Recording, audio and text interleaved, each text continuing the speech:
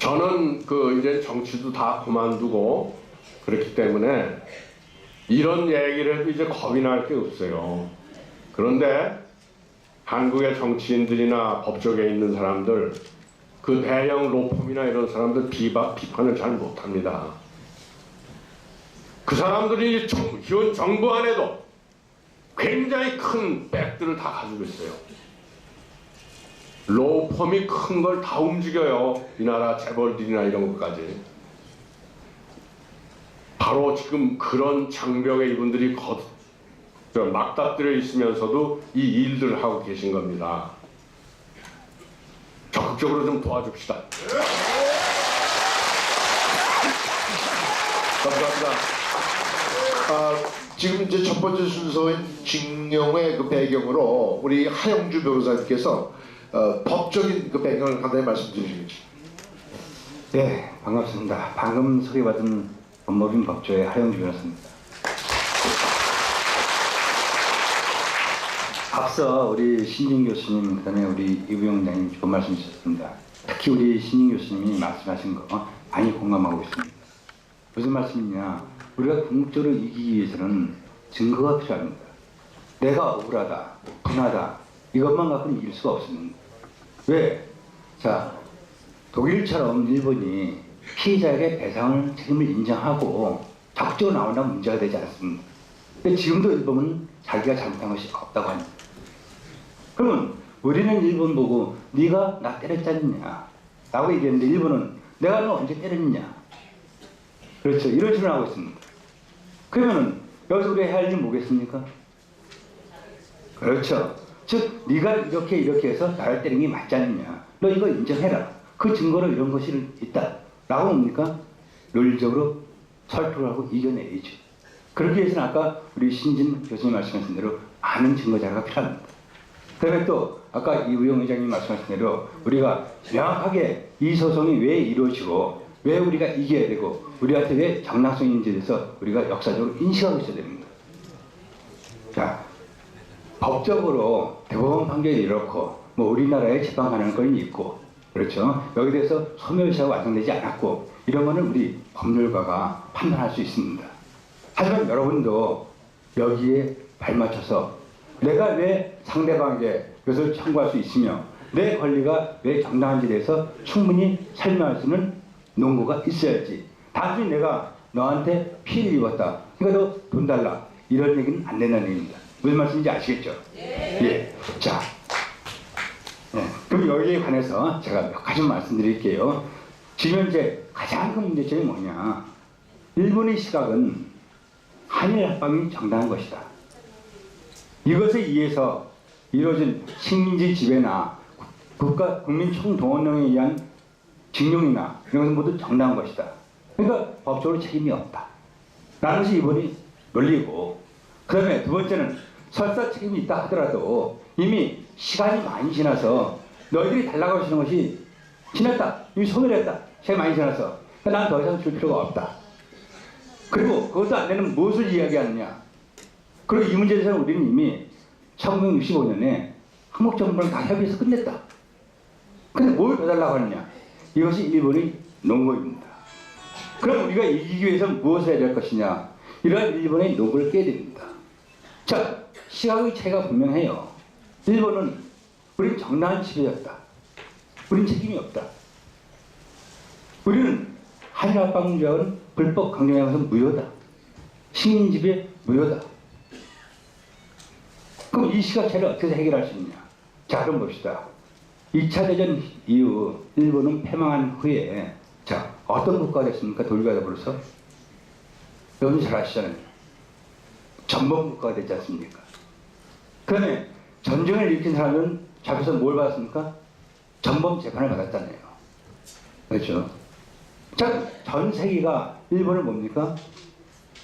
전범으로서 책임을 인정한 거예요. 그럼 일본이 그 전쟁 때문에 우리 한국에 대해서 행한 것은 적법한 것일까요? 불법한 것일까요? 당연히 불법한 것이죠. 그러나 이러한 논리로 우리가 주장하는 논거가 맞고 일본이 주장하는 논거가 틀리다고 해서 먼저 이야기를 해야 됩니다. 따라서 여기에 대해서는 여러분도 왜 우리 시각이 옳은지 일본의 시각이 왜 틀린지를 명확하게 설명할 수 있어야 됩니다. 그렇죠? 그러면 나머지 또 하나 소멸시효라는 문제가 있는데 자 물론 법률적으로 조금 어려운 문제긴 합니다. 하지만 여러분도 어느 정도는 알고 있어야 돼요. 자 소멸시효라는 건 뭐냐 기본적으로 내가 어떤 것을 갖고 있어요. 즉 쉽게 말하면 누구한테 돈을 빌려줬어. 그렇죠? 근데 오랫동안 내가 돈을 안 받고 있었어요. 그러다 지금에 와서 갑자기 돈을 달라고 하는 것은 부당하다. 그래서 소멸했다라는 것이 소멸시효입니다. 그럼 이 제도를 왜 뒀느냐? 돈을 빌려줬으면 당연히 받아야 되는데 왜 시간이 오래 지나니까 못 받게 됐느냐? 이유가 있어요. 쉽게 말하면 여러분들도 그러니까 기억이 날 거예요. 자 어렸을 때 내가 좀 집이 어려웠어요. 그래서 우리 친척 집에 좀 도움을 좀 받았어요. 학교를 다녀갖고 이제 나와서 이제 직장도 다니고 이러면서 좀 먹고 살만하면 됐어요. 근데 갑자기 그 도움 준 친척이 너 옛날에 나한테 돈 갖고 왔다니 이거 내놔 하면은 이제서 겨우 이제 먹고 살라고 일어섰는데 굉장히 어려울 거 아닙니까? 그렇죠? 이와 같이 오랜 시간이 지났으면은 이미 그것은 잊혀진 것이다. 지금에 와서 그 주장은 오히려 뭡니까? 정의관념에 반한다. 라고 진정이 소멸시효예요. 그래서 여기서 하나 알 수 있는 거는 자 일본과의 차이점이 뭐예요? 일본은 뭡니까? 불법을 했잖아요. 그래도 하나 뭐 있습니까? 지금까지 자기는 그 책임이 없다고 인정을 안 했잖아요. 걔네들이 인정을 했다면 소멸시효의 법률에 따라서 시간이 어떤 지났다면 없어질 수 있어요. 하지만 지금까지 일본은 강제징용 피해자 또 위안부 피해자에 대한 거 책임 인정합니까 안 합니까? 안 하잖아요. 저쪽에서 인정을 안 하는데 우리가 어떻게 달라고 할 수 있냐 이거지. 그렇죠? 따라서 소멸시효는 그래서 진행되지 않았다. 그래서 우리는 아직도 여전히 뭡니까? 청구를 할 수 있는 권리가 있다. 그래서 이런 점을 여러분들이 반드시 아셔야 되고 왜 우리가 일본 상대로 여기 청구했을 때 이길 수 있는지 거기에 대한 근거가 무엇인지 그 범죄인 걸 명확하게 인식하시고 또 그런 역사적인 배경 그냥 우리 정당성에 대해서 명확하게 알고 있어야지 우리가 공적으로 이길 수 있는 것이지 단순히 너는 가해자고 나는 피해자고 너 강제로 날 끌고 가서 일 시켰잖아. 그렇죠? 이런 감정적인 문제는 이길 수는 없는 것입니다. 무슨 말씀인지 아시겠죠? 예. 따라서 우리 법조인들은 여기 있는 법조인들은 아까 우리 우영 의장이 말씀하신 대로 뭐 일리로 보면 법조인은 아닙니다. 저는 아주 작은 법입니다. 자, 여러분들 위해서 미력하지만 최선을 다해서 법률 정리하고 노력을 할 것입니다. 특히 여기 우리 저기 계신 선배 변호사님들이 많은 노력을 하셨어요. 그래서 노력을 할 것입니다.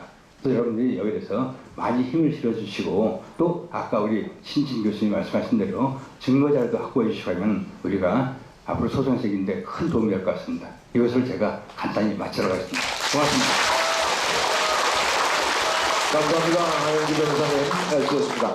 드디어 오늘의 주빈이신 황우영 부총리님께서 우리 현재 오늘의 법원이 우리 사건을 보고 있는 태도, 심의하는 그 과정에서 일어나는 일들을 설명을 주시겠습니다. 오늘 좀 몸이 편찮으신데도 오셨습니다. 정말 큰 박수로 부탁드립니다.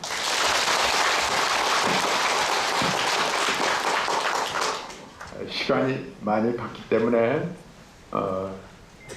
저는 판사 생활을 한 23년 했어요. 그 감사원의 감사위원으로 한 4년 있다가 이제 국회의원을 한 20년 했어요. 많이는 안 하고 한 20년밖에 안 했어요. 당 대표도 지내고 이제 그랬는데 그래서 제가 직접 소송은 안 하더라도 여러 이제 법률적인 이야기를 듣고 왜 이 소송이 이렇게 도무지 진행이 안 되느냐 그랬더니 송달이 안 된다는 거예요. 송달부터 걸려서 한 걸음도 못 나갑니다. 이런 이야기를 해요. 대한민국 법원이 조금 적극적으로 해야 되겠어요. 이거를 먼산 불구경하듯이 변호사들이 다 해오면은 그때 내가 판결하겠다. 이렇게 해서는 대한민국의 국민들이 만들어준 사법부의 법관이라고 할 수 있을까? 좀 적극적으로 이 약자, 그것도 정의의 편에 서야 되겠다 이런 생각이 들어요. 왜냐하면은 이 사건은 보통 사건이 아니라 인간에 대한 아주 기본적인 인권에 관한 소송이기 때문에 이 유대인의 홀로코스트 사건이나 위안부 사건이나 이런 거와 마찬가지로 우리 한국에서만 국한되는 문제가 아니라 전 세계의 양심적인 인류가 이 사건을 지금 직시하고 있다. 이런 역사적 인식이 사법부에도 필요하다. 이렇게 생각을 합니다. 그래서 인권의 입장에서 이건 국가를 초월하고 국경을 초월하고 시간, 역사를 초월하는 그야말로 인간 본연의 자세에서 이것을 해결하려는 강한 법관으로서의 의지가 필요하다. 이런 생각을 저는 하고 있습니다. 그 일본하고 사이가 나빠지면 어떡합니까? 저는 이런 문제가 해결돼야 진정한 설린 우호의 한일 관계가 열린다. 제가 잘 아는 친구의 김영진이라고 있어요. 5선 국회의원이고 농림부 장관도 오고 한 저하고 동갑내기라 아주 가깝습니다. 이 사람의 선친께서 징용을 당했어요. 그래서 어디 가서 얘기하면 꼭 그 얘기부터 합니다. 일본의 도이 루이치라고 하는 아주 양심적인 구선 의원이, 이분도 돌아가셨는데 이 둘이 만난 거예요. 도이 루이치가 그 선친께서는 조선 총독부에 아주 고위 관리를 했어요. 그러니까 두 사람이 양심 인사이다 보니까 서로 자기의 과거를 이야기하면서 우리 아버지는 징용에 가가지고 징용 피해자였다. 나는 조선 총독부의 고위직의 아들이다.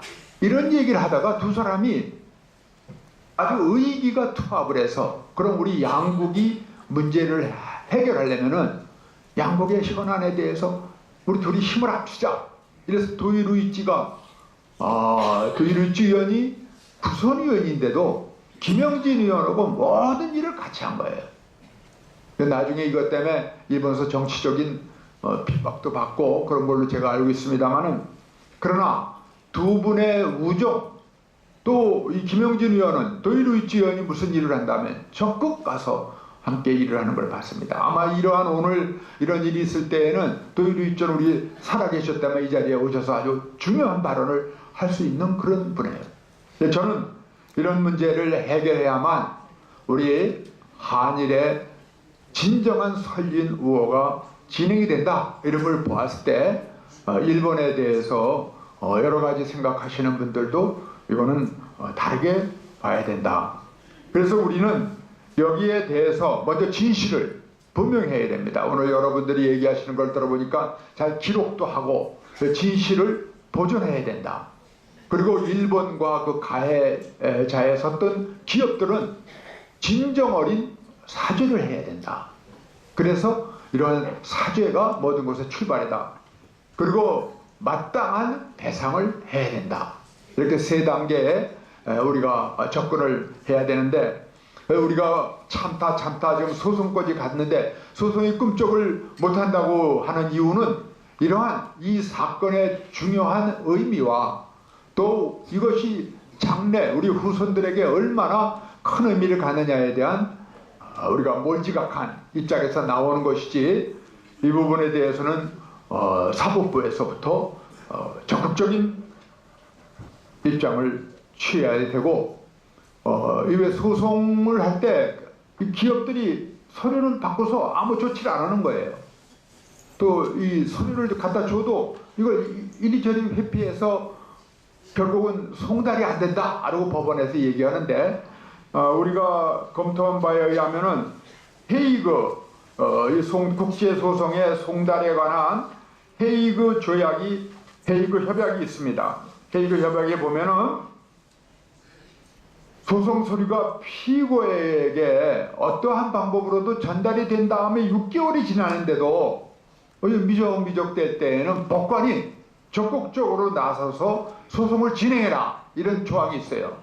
그러면 우리가 현존하는 기업들이니까 서류를 집어 던지든 어쨌든 전달을 했을 거 아닙니까? 그럼 그때부터 6개월 내에는 대한민국 법원은 마땅히 이 조약에 따라서 소송을 진행해 버려야 돼요. 그래야 일본이 아이쿠 일본 기업들이 아이쿠 하고 거기에 적극적인 나오지. 우리가 응하지 않으니까 법원다 응하지 않는다 이럴 때에는 진전이 안 되지 않을까. 그래서 오늘 이 자리에서도 이 부분에 대한 우리가 분명한 지적을 하면서 소송 우리 변호사들 고생 많이 하시는데 이 부분에 대한 아주 우리가 결의를 단단히 하고 인식을 같이 해야 되겠다 이런 생각을 합니다.